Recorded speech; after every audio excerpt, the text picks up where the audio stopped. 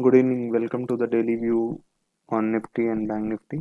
So, if you see, today was a very volatile day.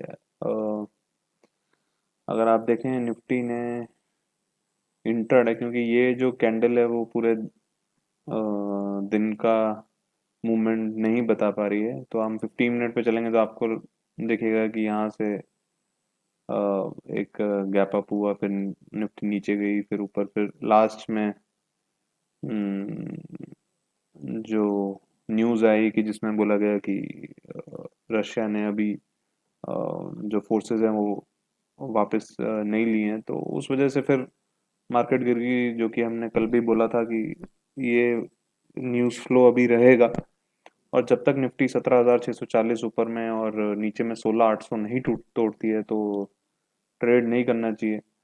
और stock specific फिर भी opportunities हैं, but Nifty में काफ़ी मूवमेंट रहेगी जब तक ये इशू क्लियर नहीं हो जाता।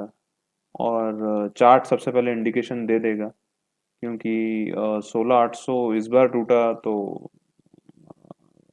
काफ़ी जो हमें जो लगता है नीचे में 16,200 300 आ सकता है, और ऊपर में 17,600 टूटा तो ये क्लियर हो जाएगा कि मार्केट को इससे कुछ फर्क नहीं पड़ रहा है, एटलीस्ट जो भी रशिया और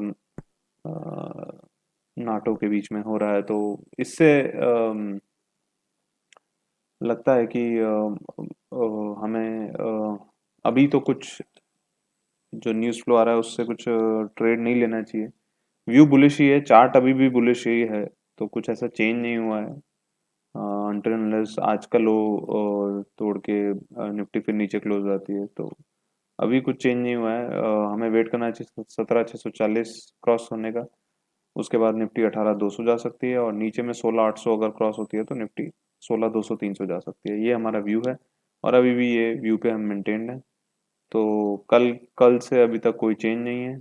ये एक ट्रेंड लाइन आ रही है, अगर आप देखें आज इस ट्रेंड लाइन पे ये बेसिकली जो पुराना स्विंग हाई है, जब तक ये क्रॉस नहीं होगा तो ये सारी ट्रेंड लाइन का कोई मतलब नहीं है।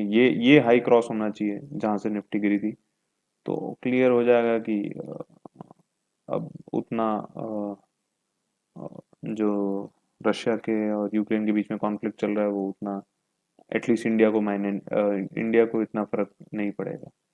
तो वेट करिए। And moving on to Bank Nifty में भी काफ़ी वॉल्टिलिटी रही, सेम अभी भी कोई व्यू चेंज नहीं है।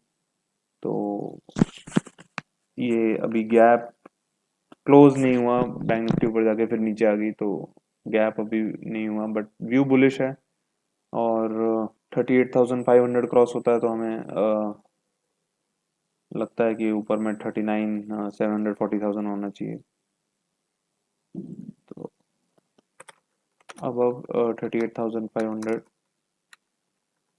we expect Bank Nifty to move towards 39,700 to 40,000। तो यही ऑलमोस्ट कल वाला ही व्यू है, क्योंकि गैप फिल तो हो गया बट उसके ऊपर क्लोज नहीं हुआ। तो अ, अभी भी चार्ट को देखें तो व्यू बुलिश ही है, कुछ ऐसा बेरिश नहीं है।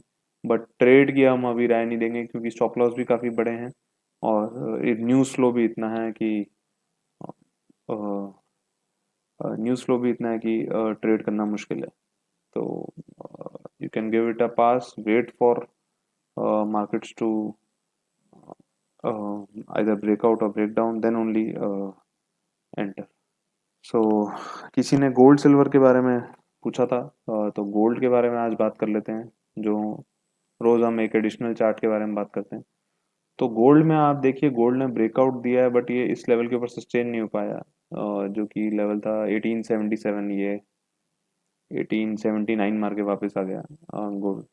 तो अगर आप ये डेली चार्ट है, अगर आप वीकली देखें तो रुझान तो ऊपर का ही लग रहा है, बट ये 18 इसके ऊपर क्लोज होना चाहिए, तो एक आपको हमें लगता है कि 2075 का जो पुराना हाई है वो क्रॉस हो जाएगा, और काफ़ी तेजी से मूव आएगा।